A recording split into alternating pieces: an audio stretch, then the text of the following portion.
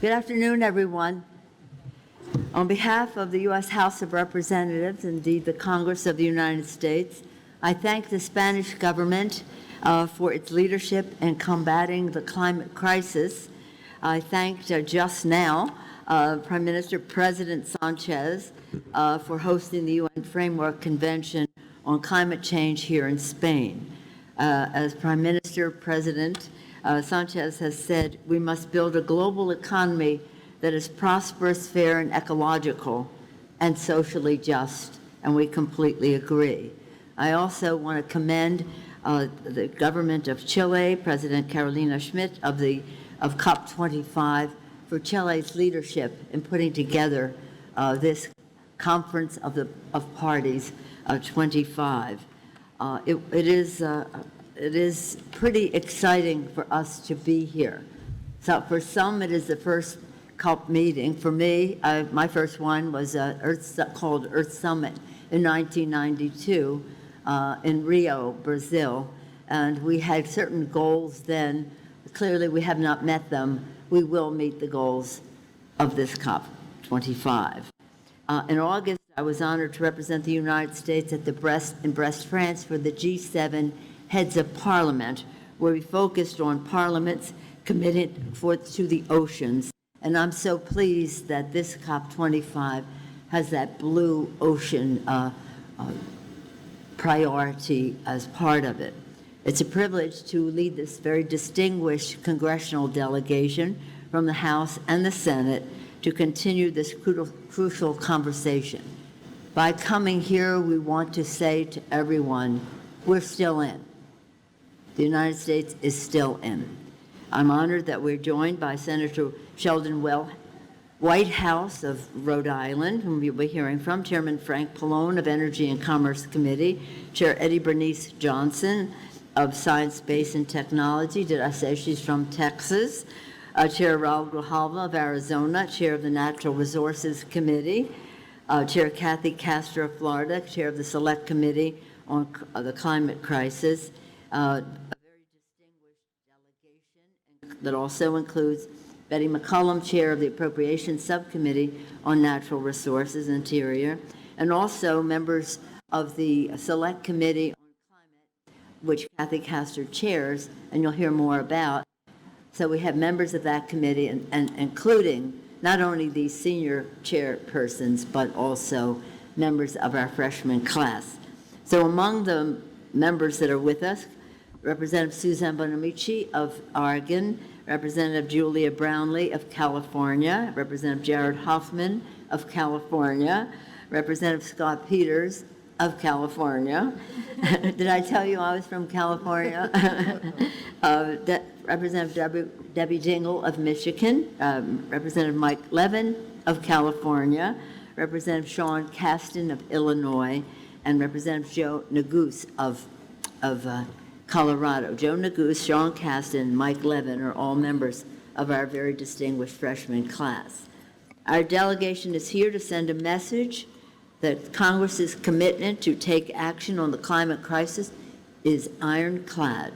We must act because the climate crisis for us is a matter of public health, clean air, clean water for our children's survival, our economy, advancing green green technologies which will lift everyone up as we address income disparity in the world, national security, combating extreme weather events, and resource competition that drive migration, and others, our values in justice and equality, and our moral responsibility. If you believe, as do I, that this planet is God's creation, then we have a moral responsibility to be good stewards of it. But if you don't share that belief, we all agree that we have a moral responsibility to our children to pass on this planet in a very responsible way. You all know about the latest UN emissions gap report. I won't go into it now unless you ask about it, but I do want to say that it says our collective failure to act early and hard on climate change means we now must deliver even deeper cuts in emissions, and we intend to do that. So my colleagues will talk about some of the actions we have taken in Congress, what we have learned on this visit, And I'll just close by saying, I mentioned the conference that I was in at Brest for the G7 heads of parliament. I'll be hosting that in Washington next year, and our theme is addressing the climate crisis with economic and environmental justice for all, meeting the needs of the vulnerable states, the vulnerable people, the indigenous people, what the President Sanchez talked about this morning, inclusion and ambition, and the rest, what the Secretary General spoke about, a vision that we all share. Again, coming from the Congress of the United States, we're still in. With that, I want to yield to the distinguished member of the United States Senate, Senator Whitehouse of Rhode Island. Good afternoon. It's a great honor for me to be here, surrounded by powerful House chairmen like Chairman Pallone and Chairman Grijalva, Chairman Johnson, Chairman Castor, and it's a particularly great matter of pride to be on a delegation led by Speaker Pelosi. Speaker Pelosi's presence here at this COP is not only significant in its own right, but it also signals the broad consensus of the United States of America in favor of climate action. At the state level, at the city level, across the public, and in a great deal of corporate America, we are indeed still in. Unfortunately, we are having to fight our way through a bit of a blockade by the fossil fuel industry. You may hear statements from the fossil fuel industry about what their hopes and expectations are for climate action. My firsthand experience is that the statements from their lips do not match the expenditure of their funds, still dedicated to maintaining a significant political apparatus of denial and obstruction. But that will not prevail. And the America that you know, the America of leadership, the America of progress, the America of confidence, the America of clean and green energy, people like Secretary Kerry and President Obama's work at the original Paris COP is something we should all reflect on while we're here today. That America will be back, and as Speaker Pelosi said, yes, we are still in. Thank you very much. Thank you very much, Senator Whitehouse. And now I'm pleased to yield to the distinguished chair of our Select Committee on Climate, Congresswoman Kathy Castor of Florida. Well, good afternoon. Buenas tardes. This COP, the Conference of Parties, number 25, is also labeled the COP of Action. And this delegation is here from the United States to say that we are committed to climate action now. All across the United States of America, cities, states, businesses, academic institutions are lowering their greenhouse gas emissions and taking climate action. And this year, the House of Representatives has passed bipartisan legislation, including the Climate Action Now Act, that says that the United States of America will remain committed to the goals of the Paris Climate Agreement. But we're also focused on the future. And in March of 2020, under Speaker Pelosi's leadership and the united consensus of Democrats in the Congress, we will release a climate action plan, a plan for the United States of America through its congressional committees to tackle the climate crisis, to reduce our greenhouse gas emissions, and to begin to adapt in a greater way to the climate crisis and its impacts. This climate action plan will be an extraordinary opportunity to begin to really invest in the clean energy economy. And we will see in future years this transformation and opportunity in the energy sector, in the transportation sector, in agriculture for our farmers, in how we build buildings, where we build buildings, and becoming more energy efficient. We intend to follow the science. We intend to ensure that vulnerable communities all across America and across the globe have every opportunity to participate in this clean energy economy and transformation.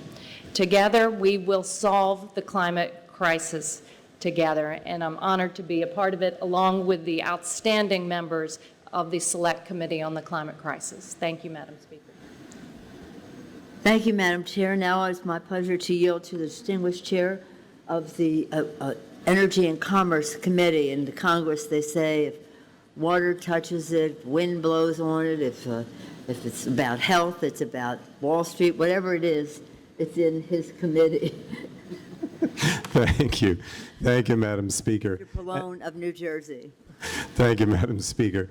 I just want to stress what the Speaker Pelosi said is that we're still in.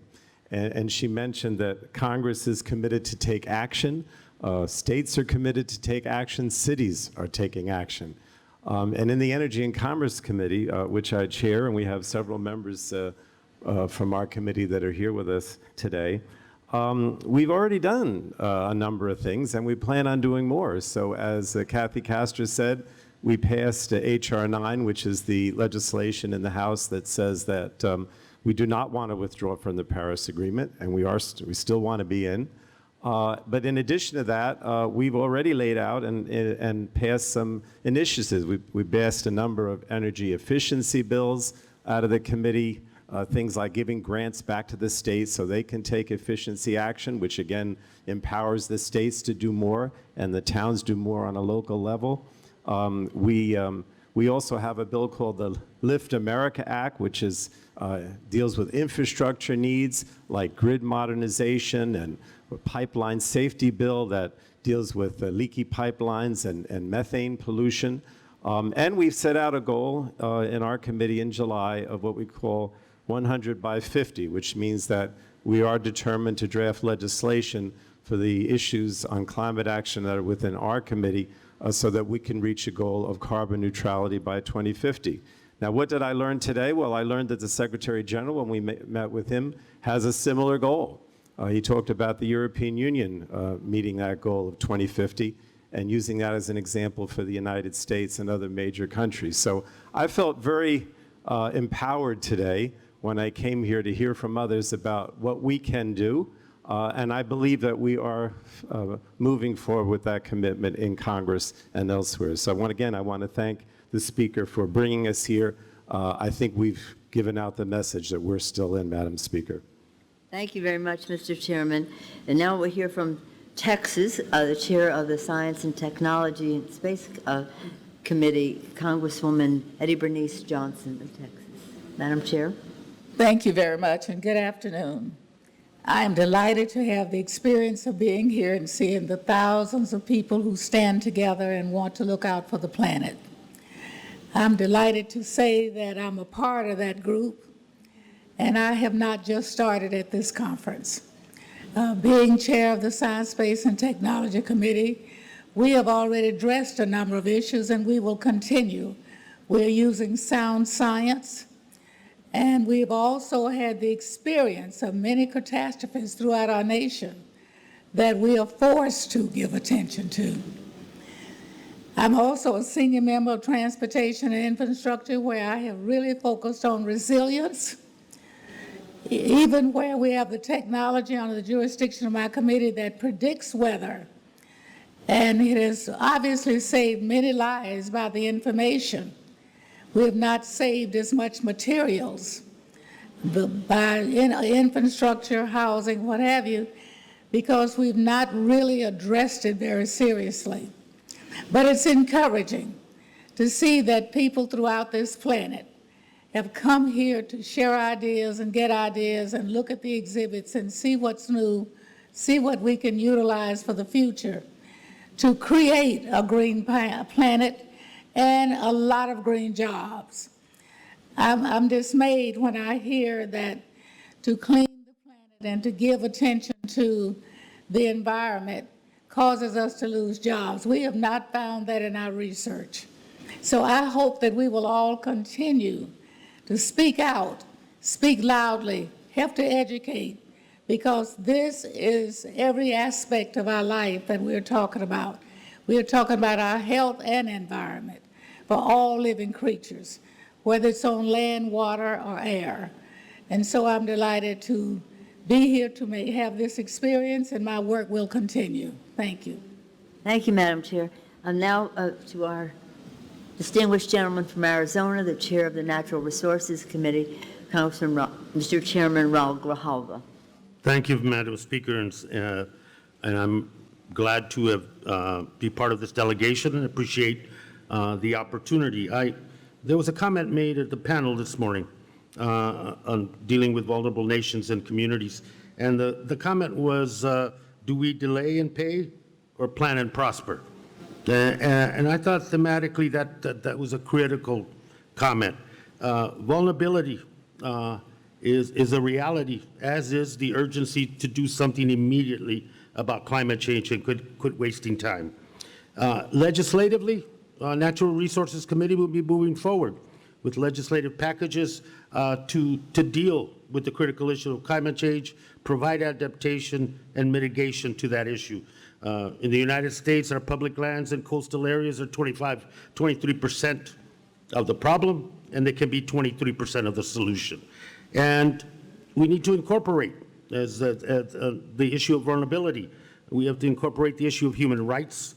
We have to incorporate the issues of the necessity for clean air, clean water, public health protections, and there should be no climate change discrimination. There shouldn't be a misery index where some people get to suffer more as a consequence of not everybody doing their full part to deal with the issue of climate change. I look forward to it.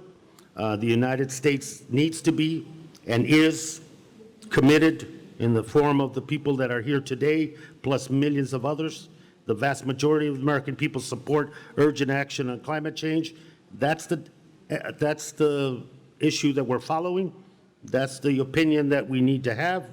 And I'm certainly glad that I'm here today to learn, to listen, and at the same time, to be renewed for what happens next. What happens next is to deal with the issue of climate change with a great degree of urgency. Thank you, Madam Speaker.